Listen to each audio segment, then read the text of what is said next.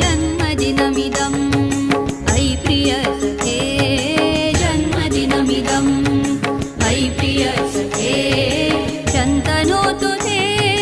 सर्वदा मुदम् शन्तनोतु ते सर्वदा मुदम्